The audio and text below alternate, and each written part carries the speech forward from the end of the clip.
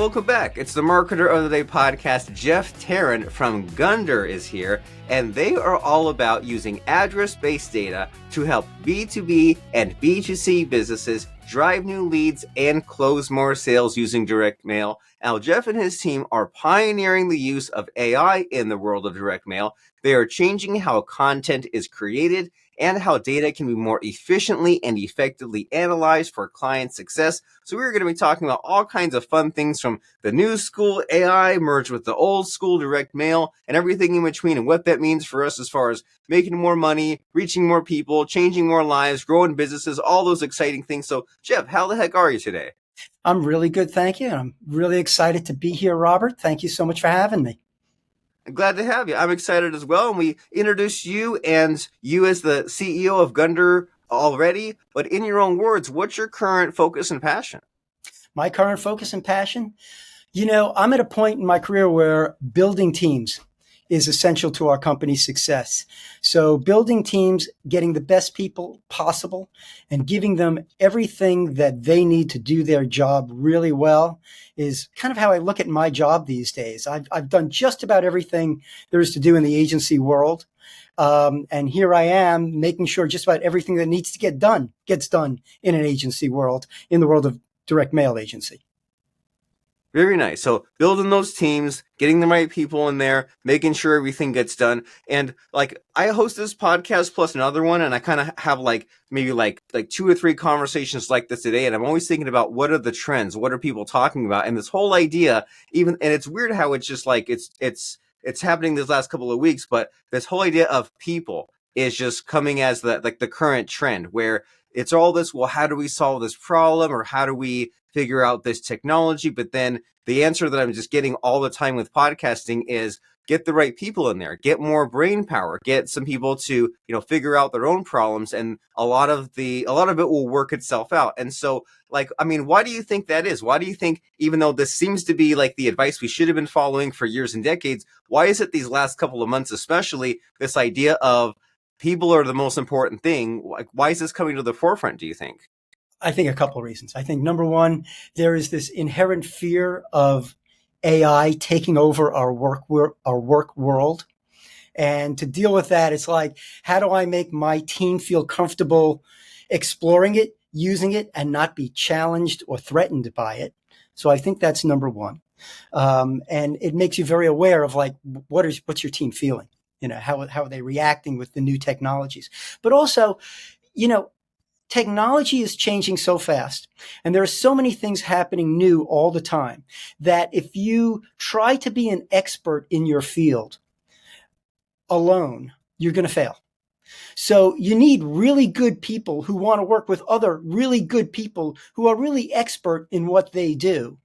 And to do that and make sure it works, you've got to find the right people, make sure they fit with the team, make sure you trust them, they trust you, and then give them the tools they need to get ahead, to excel. And they have to tell you that because they know what they're doing better than you do, right? And AI is a classic example of that. In our agency, in my mind, I kind of have a creative bent. We've done a lot of creative in our agency. I'm thinking about content. I got a data team that's telling me all the things that they're going to use it for data analytics, for building models, for figuring out ways to write code, better code than we have already.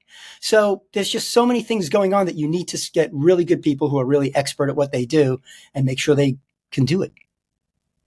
Very nice. And you're so right that AI, it's changing so much. And a lot of what you mentioned there, I use these tools on a daily basis, right? I write code, I use it to debug things. I have it help me strategize with the copywriting, with the email marketing. And I have to kind of rein it in sometimes because there's more distractions than ever, right? And I'm ooh, I could build out this little project. And then I've also found that I have to work with my team more and say hey, there's a better way of doing this. You used to kind of do the rote work and just kind of click on these boxes and do the slow thing. But now a lot of these tools do it way faster. So there needs to be more of a strategy and maybe working a little more smartly. And then, but that also ties back into being a people person and looking into what their needs and how they're doing and where they're getting stuck and how I can help them. And so I'm right there with you as far as the peopling. And so as far as this team that you have with Gundir and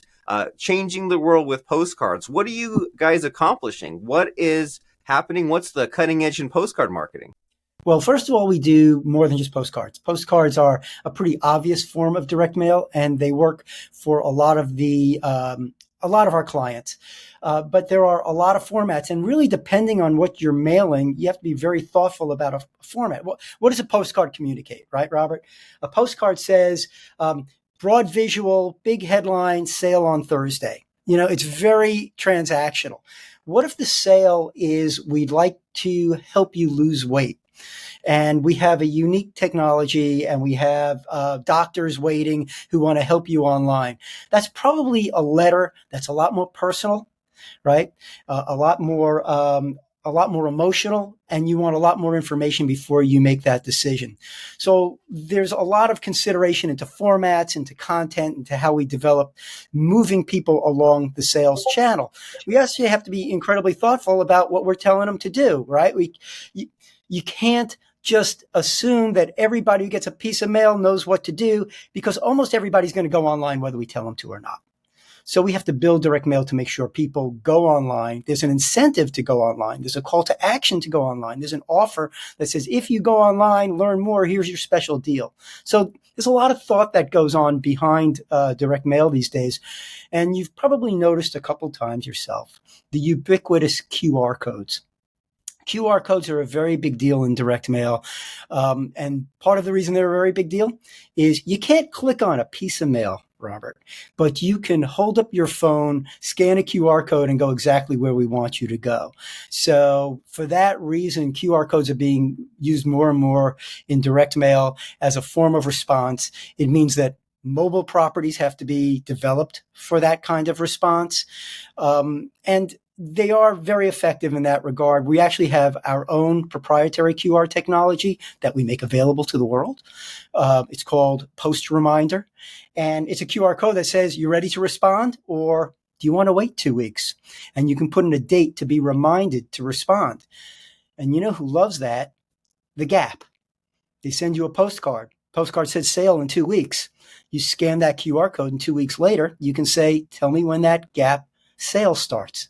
So there's a lot of interesting things going on in direct mail, a lot of innovations to help it make it more responsive and build its ROI that we're using that are AI and other technology focused.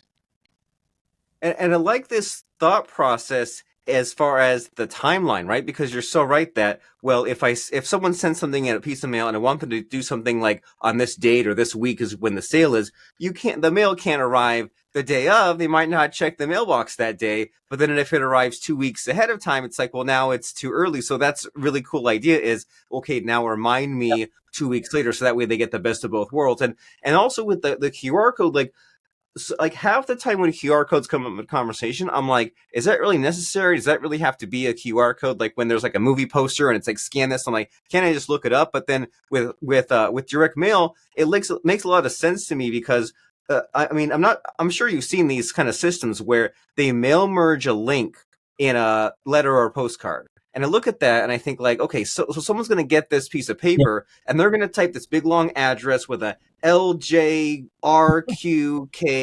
And they're like, hey, it's cool because I can track when someone goes to this. I'm thinking, aren't they going to type the URL, but without your code at the end? And so this is a situation where the QR code makes a lot of sense, right? Because where they can't type half of it, there's not a lot. They can just go, they scan it, they do it. Right. And I like that a lot. Finally, a good use for QR codes. Well, not only that, but we can personalize a QR code to every single individual who gets the mail. So if there's a special offer for you that's different than a special offer for me, we will see different offers when we scan that QR code. And even to the point where if there's a form to fill out, your name and address can already be in that form because we had that information before when we mailed you. So, there's a lot of good reasons to think about using them. We see overall that they help response, even though, truth be told, not a ton of people use them. But overall, we find people, the mail is more responsive when people see them. They just get a better feeling for what's going to happen, I guess. Yeah, and I found just like in my own kind of like fun is that the direct mail, it works when it's part of a larger system, right? If I just send some letters and there's otherwise no communication at all, then I've been disappointed. But when there's also combined with like an email and social media Yeah. and follow up and SMS and all these other things, then it really adds some juice to the fire. And so, what are maybe like the do's and don'ts with direct mail? What drives you crazy as far as people misusing it, or what should people really be doing instead? So some of the things that really drive us crazy are it works different than any other channel. And it's fairly, it's funny to say, but it's fairly standard. You really do have to organize the communications in direct mail to pull someone in with a headline, have some copy that makes them interested and has a call to action and an offer, usually on the bottom right. You look at the mail you receive, and most of the mail that has that kind of format, and a lot of people who don't think about the mail or are digital designers, they neglect the fact that people are looking for an offer very quickly in mail, and that has to be very obvious. And for whatever reason, we've been trained to look at the bottom right of a letter, of the back of a postcard, to see where that offer is. So we're very specific about how we design direct mail. One of the other things that we feel people don't understand is that when you are integrating direct mail with other channels, the mail kind of has to lead the channel. So we will get mail into people's hands first, and we will append their digital footprint onto the mail. And after they receive the mail, we'll be doing an email campaign. We'll be doing some display marketing, social media marketing, etc., based on those actual addresses. So because the address-based data is so good, we can append these other digital footprint. Another omni-channel use of direct mail is we'll actually put a pixel on a client's website, and that pixel will follow prospects around. And when they show intent, like they're kind of doing the kind of searching through the website that would indicate true intent to buy, but they don't, and they go away, we'll take that digital information, we'll find their physical address, and within a few days of them visiting a website, they can get a personalized offer from that website. So that's been very powerful. The conversion rates on that are 5, 10, sometimes 20 times higher than straight acquisition direct mail. That's been very successful. And it's because finally we can actually mail to prospects who are showing true purchase intent. Variable printing has come a very long way, and it's made it so direct mail can be pretty much every bit as unique and personalized as digital marketing is perceived to be. So one of our clients is Redfin, and we do premier Redfin broker marketings. So these are their top tier clients. They're top tier realtors. There are over 500 of them. So for over 500 different realtors, we first have to find their geographic area. Then we have to get a picture of them. Then we have to get a picture of the property they want to feature, the amount of money they sold it for. We have to have their contact information, including their email, their phone number, their license number. And we have to create 500 different versions of a mailing to send out on behalf of these individual brokers. So that's about 8 different variable fields that have to go into every single piece. And the technology is capable of doing that now. It's not something people realize. The other thing that is kind of fun also is we're using handwriting. So you get a letter and it looks like someone scribbled on the side of the letter. Makes it feel more personalized, makes it feel more local.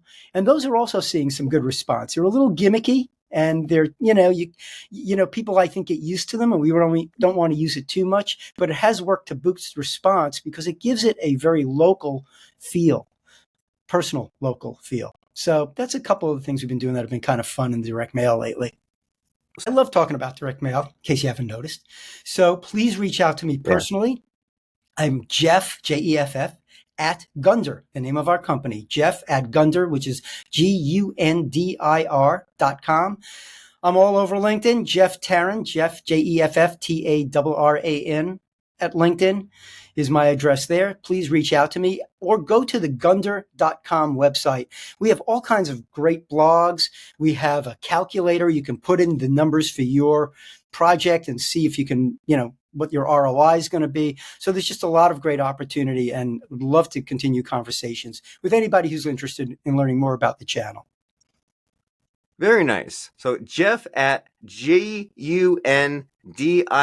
Jeff at Gundir.com. And as we're at the end of our conversation here, Jeff, do you have a fun quote or lesson to share with us? I actually keep something on my desk. Okay, and I'm going to read it to you. When the best leader's work is done, the people say, we did it ourselves.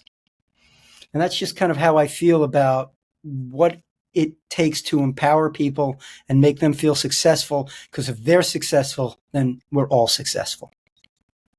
Very nice, very inspiring. And that's something to think about as we solve these big problems, as we deal with people, as we send out our direct mail campaigns, as we help our customers and make things work. So, Mr. Jeff from Gundir, it's been wonderful speaking with you. Despite the technical details, I still I think I got what you were saying, and I still got a lot of ideas and things that we should revisit, and the fundamentals, and also embracing this new exciting AI world ahead. It's a lot to think about, a lot to get our head around, but it's good to have conversations like these to just make it a little less scary. So thank you, Jeff. Thank you, Robert. Thanks for having me.